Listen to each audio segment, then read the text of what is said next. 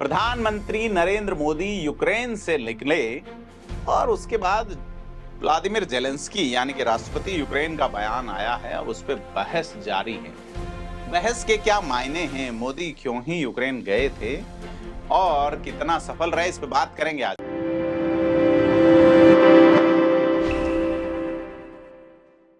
नमस्कार, मैं प्रदीप हूं, आप फेयर ऑब्जर्वर हिंदी देख रहे हैं। प्रधानमंत्री नरेंद्र मोदी के यूक्रेन दौरे की चर्चा अब तक जारी है। अमेरिकी राष्ट्रपति जो बाइडेन ने 26 अगस्त को पीएम मोदी से फोन पे बात भी की और यूक्रेन दौरे को लेकर चर्चा की। हालांकि बाइडेन बांग्लादेश के मुद्दे पे चुप रहे हैं। विदेश मंत्रालय के बयान के मुताबिक पीएम मोदी ने बाइडेन को यूक्रेन दौरे के बारे में बताया।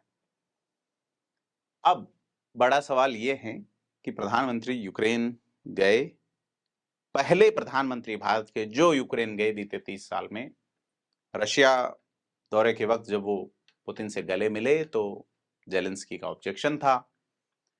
भारत लगातार तेल की खरीद करता रहा है, हथियारों की खरीद करता रहा है रशिया से, उसको लेके पश्चिमी देशों और यूक्रेन का ऑब्जेक्शन है।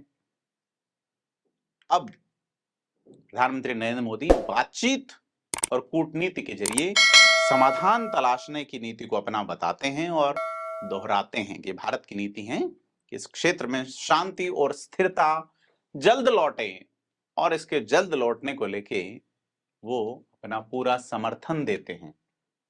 बाइडेन जो कि रशिया के खिलाफ हैं, अमेरिका के राष्ट्रपति, उन्होंने भी मोदी के यूक्रेन दौरे, मानवीय मदद पहुंचाने और शांति को लेके भारत को की कोशिशों की तारीफ की है।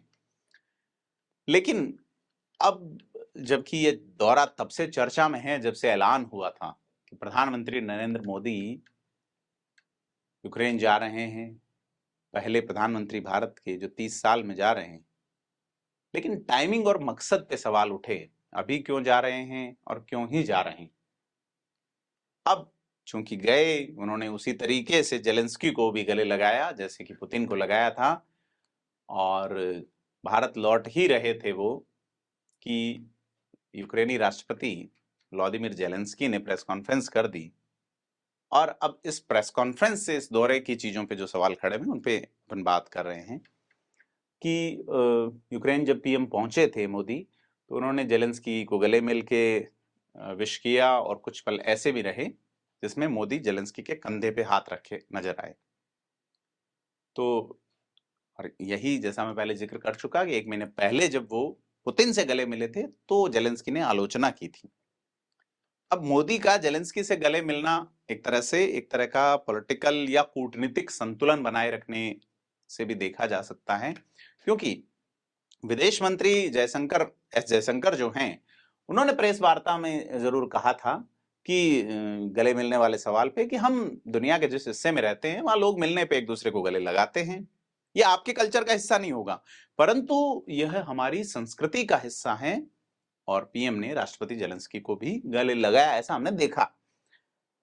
तो लेकिन जब मोदी भारत की ओर आते हैं और जेलेंस्की प्रेस कॉन्फ्रेंस करते हैं, उनके बयानों ने थोड़ा सा इशारा किया है कि निकटता इतनी नहीं आई है या दूरियां हैं।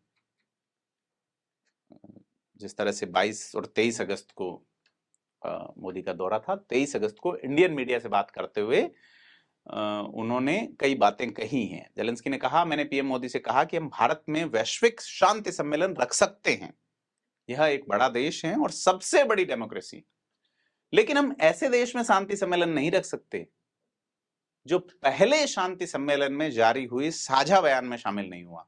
आपको याद होगा कि यूक्रेन में शांति रहे, इसको लेकर स्विट्जरलैंड में एक सम्मेलन हुआ था और दुनिया के कई प्रधानमंत्री और राष्ट्रपति तक गए थे, लेकिन भारत ने विदेश मंत्रालय के जो पश्चिम मामलों का सचिवालय के चीफ हैं पवन कपूर, उनको भेजा था। तो मतलब कि भारत की ओर से चीजें इतनी डीप सपोर्टेड नहीं बताई गई, इस लाइन का मतलब ये है। तो अब जेलेंस्की जो है वो रूस से भारत के तेल खरीदने पे भी बात करते हैं और उनका ये कहना है कि भारत रशिया से तेल नहीं खरीदे तो उसे बड़ी मुश्किलों और चुनौतियों का सामना करना होगा, यानी कि रूस को। क्योंकि जब युद्ध चल रहा है तब भी भारत ने रूस से जो तेल खरीदना जारी रखा है, खरीद ऐतिहासिक रही, सस्ता तेल होने के कारण भारत को फायदा भी हुआ। तो बड़ा ये है कि उन्होंने भारत और चीन के संदर्भ में अगर सवाल जब पूछा तो जेलेंस्की ने कहा कि अगर पुतिन की हरकतों को जायज ठहराया जा सकता है तो मुझे यकीन है कि दुनिया के दूसरे हिस्सों में भी इसके अंजाम सीमा नियमों के उल्लंघन के तौर पे देखने को मिलेंगे। अब चीन और भारत के बीच सीमा वाला विवाद है ही। जर्नलिस्ट ने जब पूछा कि भारत चीन का जो मामला है तो उन्होंने कहा कि जब आप पुतिन को जायज ठहरा सकते हैं तो फिर चीन, मतलब एक एक निगाहें कहीं निशाना कहीं वो वाला डायलॉग जेलेंस्की यहाँ दे देते हैं। तो और पुतिन के लिए उन्होंने स्पष्ट कहा कि वो हमारे लिए हत्यारा है। और मोदी के रूस दौरे के दौरान जब बच्चों के अस्पताल पे हमला किया गया तो क्या पुतिन ने कुछ अच्छा किया? ये बहुत अहम पल था। पुतिन भी भारत का सम्मान नहीं करता। जेलेंस्की ने यह भी कहा कि अगर भारत रूस के लिए अपना रुख बदले तो युद्ध रुक सकता है। कई देशों ने रूस से आयात बंद कर दिया है पर भारत ने नहीं किया। हमें रूसी सेना को ताकतवर बनाने वाले रुपयों को देना बंद करना होगा। तो संयुक्त राष्ट्र में भी भारत ने यूक्रेन में युद्ध को लेकर रूस के खिलाफ लाए गए कई प्रस्तावों से दूरी बनाए रखी। वैश्विक मंचों पर भारत ऐसी किसी कोशिश में शामिल नहीं दिखा है जहां रूस के खिलाफ बात जा रही। जेलेंस्की कहते हैं हम इस बात से खुश नहीं हैं कि हमें भारत का साथ नहीं मिला। अब हमें प्रस्तावों से पहले बात करनी होगी। हमारे पास अतीत में जाने का वक्त नहीं है। मैं कुछ अच्छा और सकारात्मक करना चाहता हूं। मैं चाहता हूं कि भारत हमारी तरफ रहे।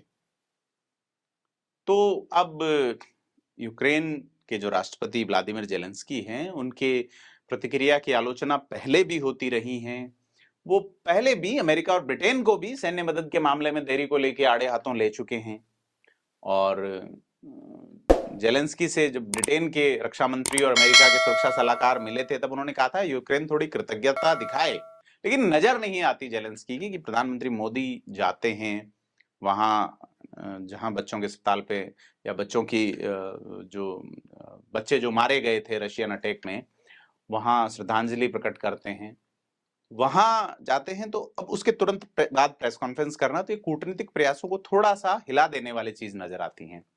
क्योंकि जेलेंस्की से ब्रिटेन के तत्कालीन रक्षा मंत्री, जब सरकार अभी ब्रिटेन में बदली है, जब ऋषि सुनक की सरकार थी तो बेन वालेस ने कहा था कि हम इसे पसंद करें या ना करें लेकिन लोग चाहते हैं कि थोड़ी और कृतज्ञता होनी चाहिए। मैंने उनसे पिछली बार कहा था हम अमेज़न नहीं हैं कि आप लिस्ट दे दें और हम डिलीवर कर दें। तो यह सारी चीजें अब चर्चा का सब्जेक्ट चलने लगा है। भारत में भी खास करके इसको लेकर चर्चा चल रही है कि जेलेंस्की की जो टिप्पणी है वो अनिश्चित है और गरिमापूर्ण भी नहीं है। यह सीधे तौर पे उनकी कूटनीतिक अकुशलता को दर्शाते हैं। तो सीधे तौर पे यह है कि आप ये कह रहे हैं कि तेल नहीं खरीदेगा, सस्ता मिल रहा है और पुराने संबंध हैं, तो इसको देखा जाना चाहिए कि रूस और भारत के कैसे संबंध रहे। मोदी का दौरा था इसीलिए रशिया ने बम गिराए या बच्चों का जो ये हुआ हादसे में मौत हुई कि साहब मोदी वहां थे इसलिए हुआ। ये भी थोड़ी सी एक अलग तरह की पॉलिटिक्स है जिसे सही नहीं माना जा सकता। तो अब मोदी की ओर से कोशिश हुई है शांति की या शांति समझौते की, तो इसको लेके जो जेलेंस्की ने कहा है वो भी ठीक नहीं है कि आप पहले शांति सम्मेलन में नहीं थे इसलिए हम भारत में नहीं कर सकते। तो सारी चीज ये है, जेलेंस्की ये कह रहे हैं भारत रूस यूक्रेन के बीच संतुलन को छोड़कर यूक्रेन की तरफ आए, तो भारत कैसे रूस को छोड़े, क्यों छोड़े, जबकि उन्होंने यूक्रेन जाने में जो सीधे तौर पे जो चीजें नजर आ रही हैं उसमें इरादा ठीक ही नजर आता है। तो एक इंटरव्यू अगर अपन देखें तो उसमें नजर आता है कि विशेषज्ञ ये कह रहे हैं कि जेलेंस्की ने जो कहा वह अनुचित, अपमानजनक और बेरुखी से भरा था। जेलेंस्की ने जो संदेश देने की कोशिश की उसमें अभी तक कोई इंटरनेशनल इन्वेस्टिगेशन नहीं है, तो सीधे तौर पे मोदी पुतिन को कैसे जिम्मेदार ठहरा सकते हैं। तो सारी चीजें हैं कुल मिला के। जेलेंस्की के दौरे के बाद, जेलेंस्की से मिलने के बाद, मोदी के दौरे के बाद चर्चाएं एक बार फिर से गर्म है। और वैश्विक राजनीति में जैसा मैं पहले कह चुका कि नरेंद्र मोदी के यूक्रेन जाके जेलेंस्की से मिलने का क्या असर पड़ेगा, उस पर हम बात करेंगे, उस पर बात कर रहे हैं, क्योंकि अमेरिका ने भी जो मोदी और बाइडेन के बीच जो बयान हुआ है, बातचीत हुई है, उसके बयान को साझा किया है और यूक्रेन रशिया को लेकर जिक्र किया है, लेकिन इसमें बांग्लादेश का जिक्र नहीं है। तो भारत की ओर से जो बयान जारी हुआ है उसमें जरूर बांग्लादेश के मुद्दे पे बात होने की बात है, बांग्लादेश में जो राजनीतिक स्थितियां हैं। तो सारी चीजें कुल मिला के एशिया का ये हिस्सा, पश्चिम और पश्चिम में भी सुदूर पश्चिम अमेरिका तक, रूस, यूक्रेन, बांग्लादेश, इंडिया, ये चीजें चल रही हैं और इस पे विचार करना बनता है कि वैश्विक इकोनॉमी किस ओर जाएगी, वैश्विक पॉलिटिक्स किस ओर जाएगी, कूटनीति के माध्यम से क्या रशिया यूक्रेन के बीच शांति की कोशिश में भारत सफल हो पाया, पश्चिमी देश क्या भारत को इसका क्रेडिट लेने देंगे, बड़ा सवाल है। क्योंकि कुछ कुछ लोग यह भी कहते हैं कि मोदी का जो यूक्रेन दौरा है वो गलत समय पे किया था, समय जो है वो ठीक नहीं था, क्योंकि भारत और रशिया के बीच ऐतिहासिक संबंध रहे हैं, यूक्रेन के अस्तित्व में आने से पहले से रहे हैं, तो सीधी तौर पे हैं। लेकिन नरेंद्र मोदी पहले पीएम हैं बीते 3 दशकों में जो यूक्रेन जाते हैं, तो जिस तरीके से युद्ध चल रहा है बीते करीब 2.5 साल से, अभी रसिया में कुछ जगह यूक्रेनी सेना ने नियंत्रण किया है, तमाम चीजें हैं। तो बात यह है कि भारत जो संतुलन बनाए रखने की नीति अपना रहा है, प्रतिबंधों के बावजूद रशिया से सस्ता तेल खरीदना जारी रखा, पश्चिमी देशों की नाराजगी को ठुकराया, लेकिन भारत अभी भी अपना रुख नहीं बदल रहा है। भारत यूक्रेन को भी मानवीय मदद दे रहा है और शांति की बात कह रहा है। मोदी ने पुतिन से भी कहा कि युद्ध का वक्त नहीं है, यह जो समय है और सारा तो बड़ी चीज है, क्या भारत यूक्रेन के कहने मात्र से अपना पुराना संबंध तोड़े, व्यापार रोके, ये सारी चीज हैं। तो आपको क्या लगता है, हमें कमेंट करके बताएं और वीडियो को लाइक शेयर करें, चैनल को सब्सक्राइब जरूर करें। हम आपको राष्ट्रीय और अंतर्राष्ट्रीय मुद्दों पे लगातार अपडेट करते रहेंगे। देखते रहिए फेयर ऑब्जर्वर हिंदी।